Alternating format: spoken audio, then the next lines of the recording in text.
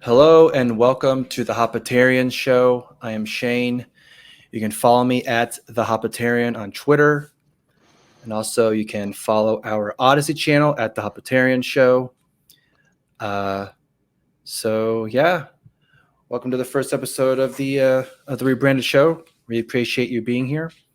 And my first guest is Amos Joseph. How are you doing, sir? Good. Actually, I mean, since we're going to be talking about my real name is Amos Webskowski. Always just went by Amos Joseph ever since 2017-ish when people were scared of doxing. So Amos Joseph is just my first and middle name. I've used it for so long that I go by both, but so. All right. Well, go ahead and let people know who you are. And we'll get started after that. Well, I've obviously known Shane here since 2017. Something like that, yeah. Yeah. And if you look back, I actually was the guy that did your guys' wedding and been kind of connected with you guys ever since. Mm-hmm. We're like, I don't know, probably the only half Asian Hapas in the entire Liberty movement. Probably not, but I'm out here in Minnesota. I'm part of the Libertarian Party in Minnesota. Last year, I was on their executive committee, basically the ruling board of the party. This year, they're kind of looking at some other stuff to have me possibly become the communications director for the party. I've also I work with people on the national level. I've done the last year, the Libertarian Party was doing regional trainings for people that were working with affiliates, basically like state parties, and also political campaigns. I went out and I attended one of the trainings, and then they called me to actually teach part of one. So I was teaching, doing the training for people wanting to learn about communications, basically social media, press releases, communications, basically. And then, of course, through that, I've developed connections with people, both on the LNC, which is the national committee for the party, and of course, people around the country, both staff, other party members, stuff like that. So, try to keep stay in the loop on whatever's going on around our country, with whether it's what the state conventions are doing, what happening in different parties, stuff like that. So I think someone actually had me on a podcast and said I'm a Libertarian Party insider, which sounded really weird, but it's a very limited job, I can tell you that. It doesn't pay yet, so. We'll just go ahead and kind of just get right into what we're going to be talking about. Mm-hmm. So I guess you sort of created a little bit of a disturbance in the force, as you can say. Yeah. So I guess to kind of get into it, you wrote, an op-ed, editorial, whatever you want to call it, where you're kind of giving your thoughts on China and Taiwan, because as most people I'm sure know, Russia is doing its thing with Ukraine. And so in your eyes, and I'm sure a lot of other people's eyes, China and Taiwan seems to kind of be the next logical step in terms of a country wanting to, I guess, take over, whatever term you want to use, a piece of land that they feel is theirs or whatever. Mm-hmm. So in your article, you say, and this was published in the newsletter, I believe it was, right? Yeah, it's called the Liberty Pledge. It goes out to the majority of donors to the National Party. So, I was guessing it's somewhere between 14 and 15,000. It's probably less, actually, now that I think more about it. But there's a certain level of donating per year that gets you this. Sometimes it looks like an actual like newspaper kind of style. Sometimes it's like this, where it's just a fold out. But yeah, so Okay. So we're going to go through the article and then kind of, because I have a few questions here that I feel maybe you can kind of elaborate on or answer, or maybe kind of give a little more detail on what you kind of mean in your article here. So, if I could, because I know there's one thing I want to make real clear about this. So, Okay. this article is solely my own opinions, my own thoughts. The fact that it was in an actual newsletter was, now I gave permission to the party to do what they want with it, because I wrote it and actually had someone look it over, proofread it. I wanted to look as best as I could, because I was like, I feel these thoughts need to be shared, but it's solely from me to the movement, to the party. I posted it a bunch of places on social media, and then I just sent it to some people I knew on the LNC. They said, can we send it to our communications people, have them look it over? And I said, sure. I said, could they publish it? Yeah, if they want to. So this is an entire month after I initially posted about it, and I wasn't expecting it, and actually I didn't even know it was going to be on the newsletter. I found out through other people that it was out there. So, sorry, go ahead. All right. So at the beginning of this article, you kind of introduce yourself and who you are in terms of who you are in the Libertarian Party. So I'll read from your article here. So you say that you were born in Minnesota and you moved to Taiwan in the late 90s, and your mother's side of the family was Taiwanese, but their ancestry is Chinese due to them fleeing from China during their civil war with the KMT, or the Chinese Nationalist Party, from the 1920s to 1940s. Yep. Some of my family members fought the communists in China, while the others escaped to modern-day Taiwan. In 2006, I moved back to Minnesota and attended middle school through high school. So you kind of give a little background on your family history and your background and all that. We'll move on. Ever since I was old enough to understand much of anything, let alone politics, I could see that China was more than just a neighbor to the West that spoke the same language that we Taiwanese did, Mandarin Chinese, the most widely spoken language in the world. China was a threat to Taiwan because, in reality, the Civil War never truly ended. Taiwan is an independent and sovereign nation with its own government, elections, and money. China has refused to acknowledge this fact since the 40s. China regularly conducts military exercises by flying near and sometimes within Taiwan airspace, and is never shy about reminding Taiwan that they're a rogue province of the mainland. Yep. And then you talk about how you grew up in Taiwan, and they had air raid drills that were similar to American tornado and fire drills and all that stuff, and you kind of explain that. Again, people can read this themselves. I'm not going to read every single thing here. Okay, so next paragraph. As libertarians, we might see this as propaganda to fuel fear and maintain control over the population, and you may be right on some of that. However, how much power and control is truly gained over a small island when the explanation of preparing for an invasion makes more sense? This brings me to my concerns and criticisms of my fellow libertarians, and really American libertarians commenting on the issue of Taiwan and China. So we're going to get into that topic here. And so this is, again, kind of reading out. You say that, you don't believe that U.S. should intervene militarily when it comes to a Chinese invasion of Taiwan. But you do say that it's a real and an actual thing that could possibly happen. It's not a matter of if, but when. So can you kind of talk about that in terms of what, in your mind, you feel other libertarians within the party, or who are in the party, but they have kind of the same disagreements with where you're coming from in terms of a Chinese invasion of Taiwan? So a lot of people are comparing the Taiwan Chinese thing to Ukraine because it's very similar, but some people actually believe it's closer to North and South Korea because because there was an actual ending of the Soviet Union, Ukraine being an independent nation actually recognized. The reigniting the conflict is outside of that, whereas North and South Korea technically did not end their war until very recently.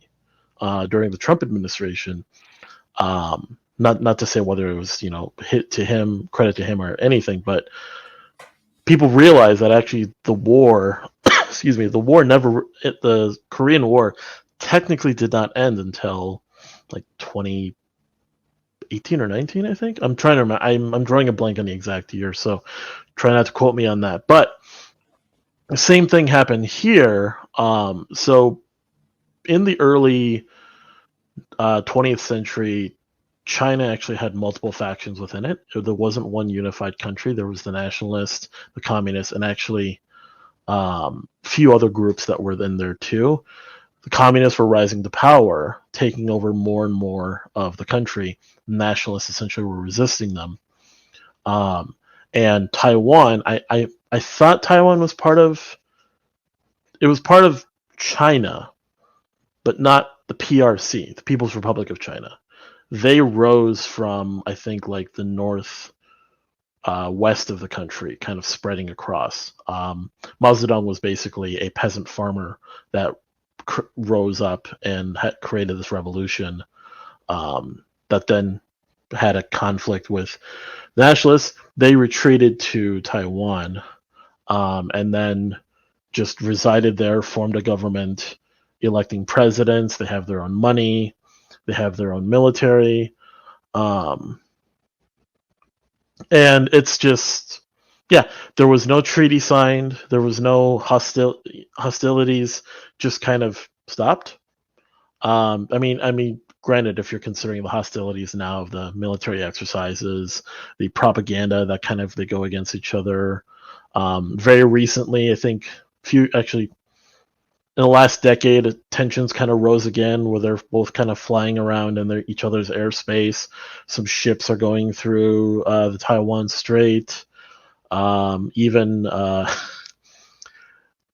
China put out a like we've seen like military recruit ads on TV here in the U.S., like Army Strong or the Few, the Proud, the Marines.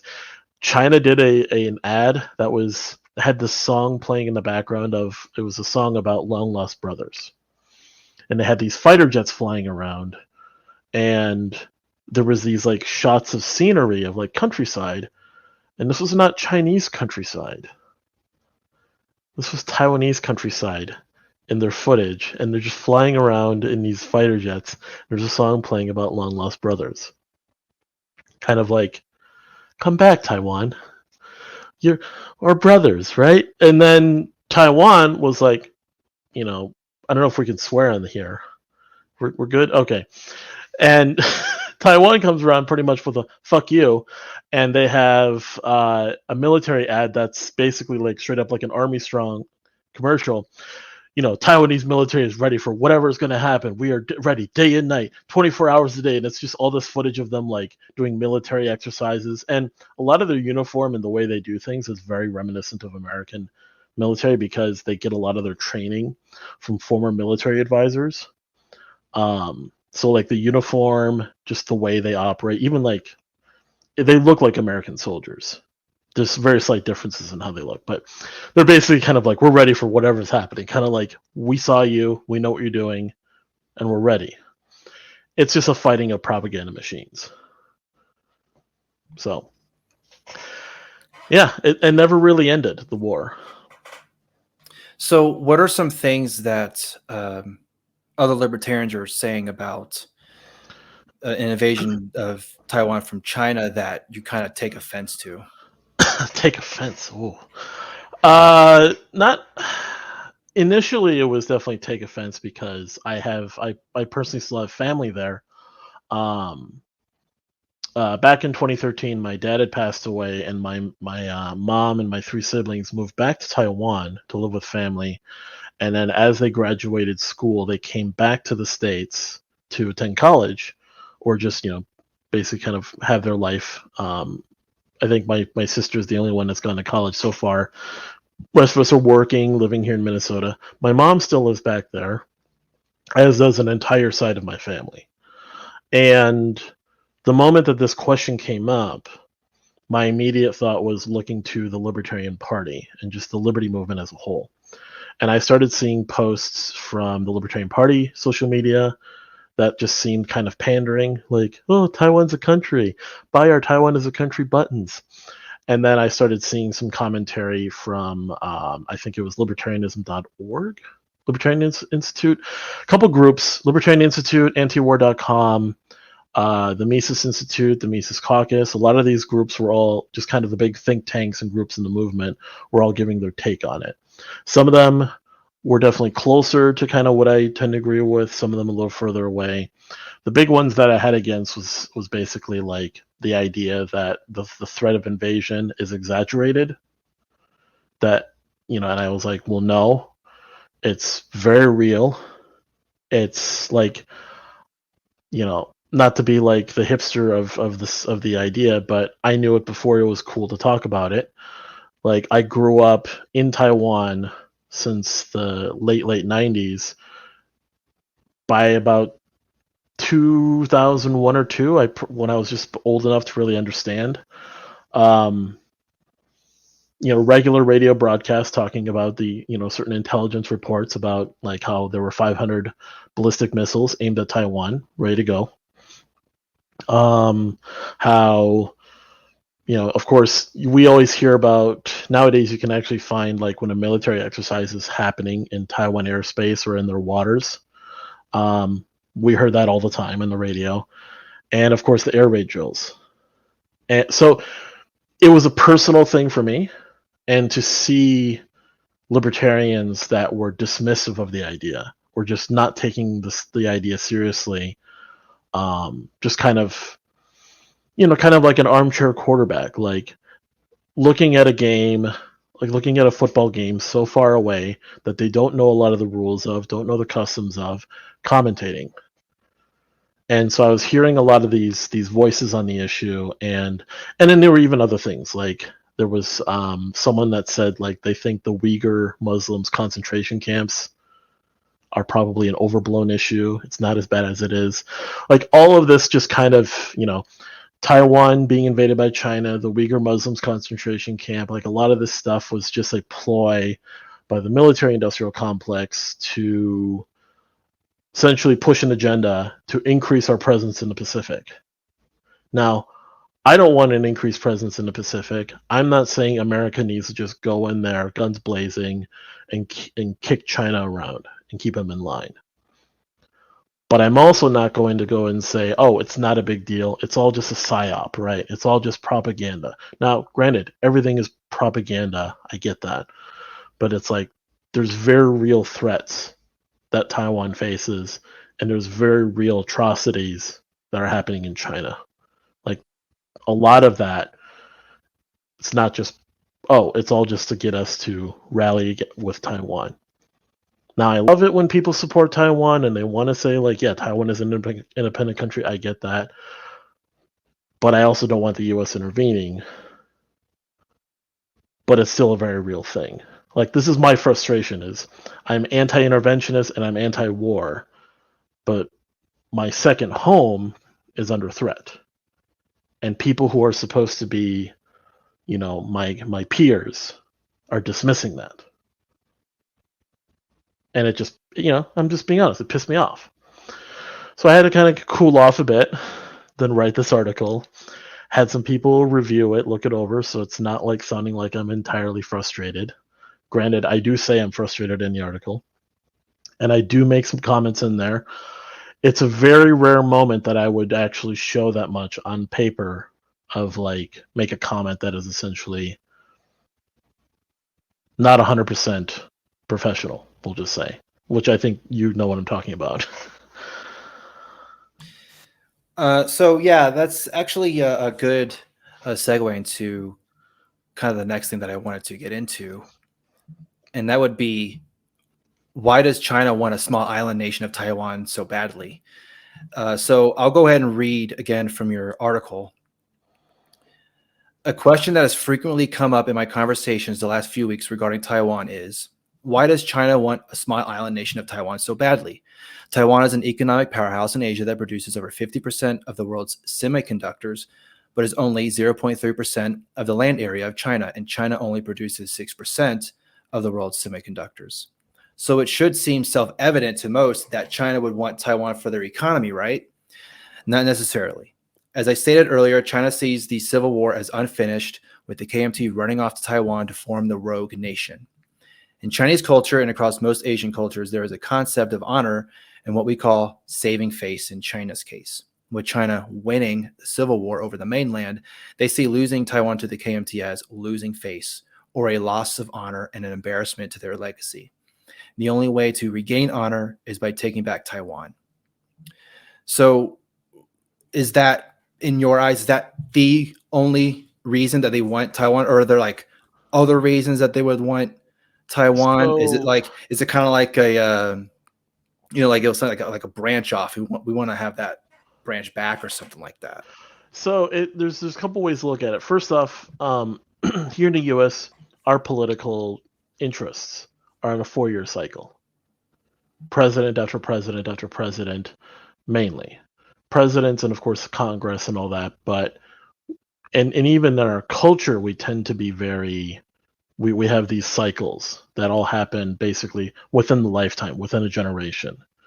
Every few years, interests change, not just politically, but socially and culturally. In Chinese culture, and really because of now it's this totalitarian, it's not really as communist as they claim to be. It's more like authoritarian, totalitarian than anything, with the social credit system and all that. But that is more in line with the cultural values. Chinese culture is more communal, is more, it looks more on a larger scale of the society, the civilization, the country, the people. And because of that, it looks on larger time scales. So while we have the, we have our the American dream is very much just, it can happen just like that. Like, you can invent something, you can come up with a new idea, you could have some revolutionary thing, and bam, bam, bam, you're rich. You do these things. And then, of course, the generation, like, someone like Jeff Bezos or Elon Musk comes along, makes all this money, but their wealth doesn't really pass on that much, because it's very much generation to generation. Things can change so quickly. Whereas with them, they're looking at it like China, as it stands today, the CCP government is not very old, but China is a 5,000-year culture, maybe even more. It's multiple governments, multiple civilizations, governments, monarchies, empires, kingdoms rising and falling. There's like the three kingdoms thing. Anyone who's played Dynasty Warriors kind of sees these different things happening. You had the Qing Dynasty, the first emperor to unite China and actually make all of China speak and write the same language, which is modern day Mandarin. But it's just this longer time scale. So they're looking at the legacy of China, which is a unified China, which includes the island. So when we're looking at the economic part, so we're, us as Americans, and just really in the Western way of thinking, we're looking at the economics, the, sort of quarter to quarter changes that can happen, the president to president changes, but they're looking at the long game and trying to find, because they've been playing this, like I've said, since the end of active conflict.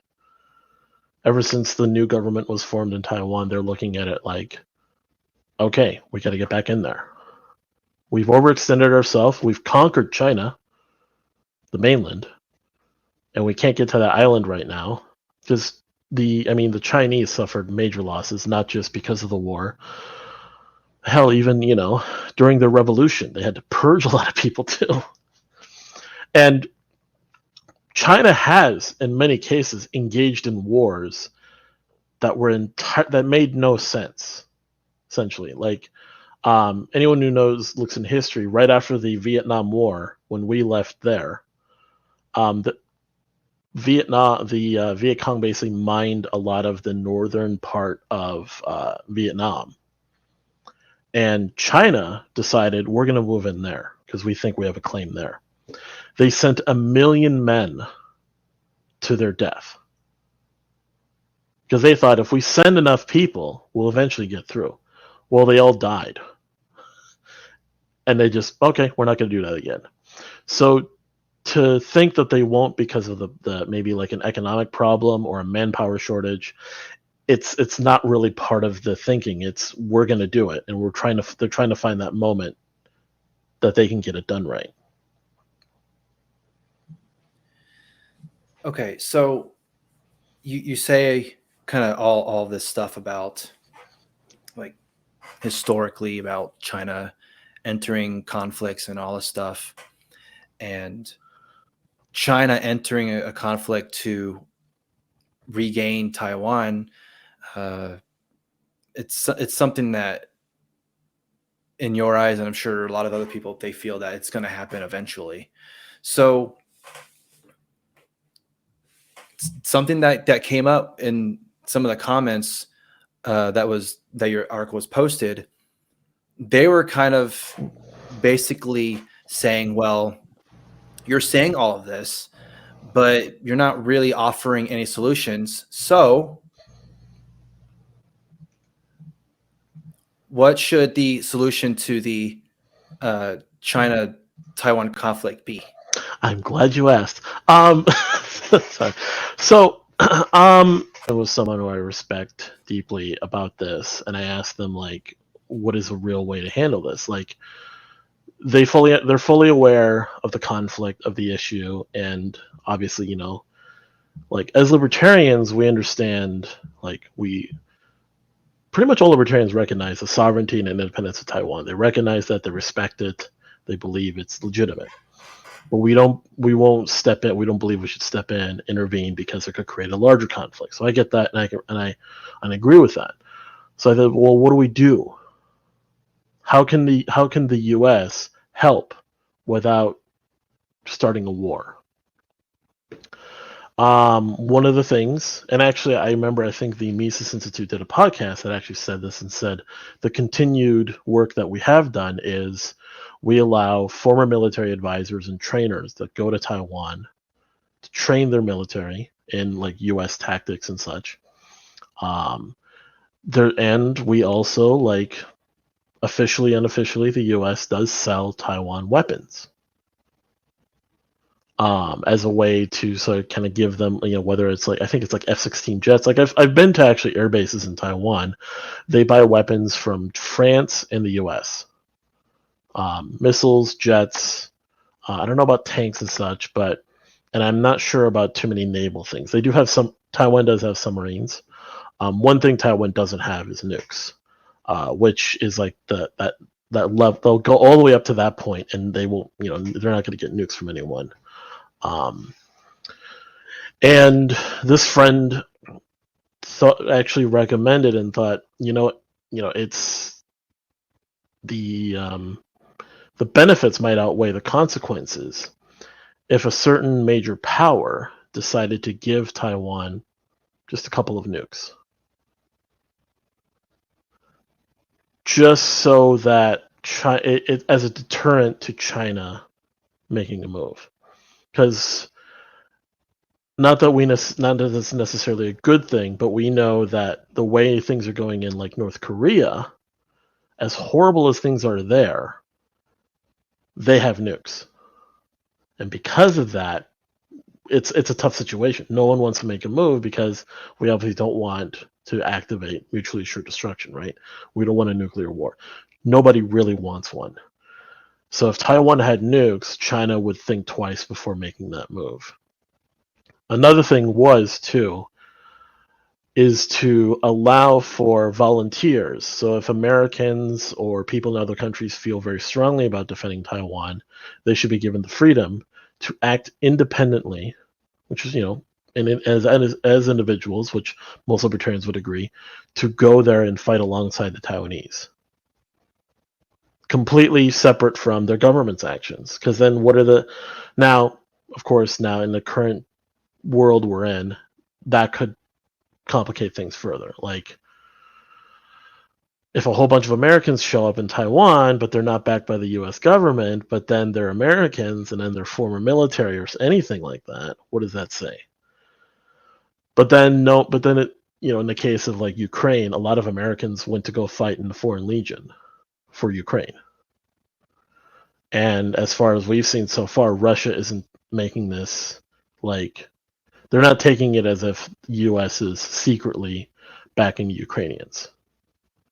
So depends. There's another friend who was actually defending what I wrote, said it's very much like Michael Malice's position on North Korea.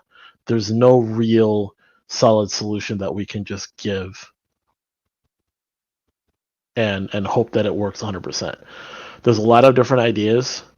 My whole thing wasn't necessarily to offer solutions, more so to offer perspective that I believe my peers were not considering. It was very much, well, the economics, the people, the military stuff, the current world climate. Like, China has shown multiple times in recent and long time histories that they don't care that much about that. They will just do it because saves face. It's that honorable look. We'd rather look honorable and have integrity and follow through with what we do rather than act strategically to in those terms that we typically think about. So I guess to try and expand on that, talking about solutions, it seems like what you're saying is, and I guess because you mentioned Michael Malice's thing about North Korea saying, well, there's no real one solution to end everything. Everything about North Korea is going to be awesome tomorrow. If you just offer them this solution, whatever, it's over. Yeah. Do you think that this is just going to be something that, the whole, just kick the can down the road? It's going to happen eventually. We're just going to try our best to make it to where it's not going to happen during my lifetime or my children's lifetime. We're going to keep trying to make it prolonged. So, yeah. So, instability and dissident movements, both through like the underground Christian churches in China. The underground church has actually grown such a degree that when I was a minister for a time, and I went over to Asia. Well, I guess in this case, back to Asia, but to countries I've never been to speak to people, preach, stuff like that. And one time I was in Thailand, I met a group of Chinese Christians. And it was interesting because I was thinking, wow, this is risky for you to be here. And I met with them, I talked with them, and I noticed, and from what I learned from them, there's actually a split in their church over like theological stuff, which is separate too. But basically, their church is so big as an underground movement that there's literally splits in their movement, which tells me it's a large enough group. I mean, over 1 billion people in that country. There's no telling exactly how many, but I've seen footage and pictures of their underground church where they'll go meet in secret areas. Granted, it's harder, especially in the cities, for doing that, so it's probably more out in the country. But they'll go to like secret places, whether it's caves, the forest, or something, and have church services. So there's the Christian side. There's also just political dissidents in general, like with the availability of the internet. Like, there's the Great Firewall, they call it in China, that blocks off and censors the internet. But but obviously technology is catching up to that to work around that. There's people in China that know exactly what's going on in their country. But there's so few of them that they're trying to essentially get the information out there, get the technology to other people to bypass the restrictions, to look at what's really happening. Whether it's technology, whether it's creative ways of talking about things, like the Tiananmen Square incident. There's ways that they talk about the Tiananmen Square incident without actually talking about it, because the filters and everything censor that information. Because of all these things,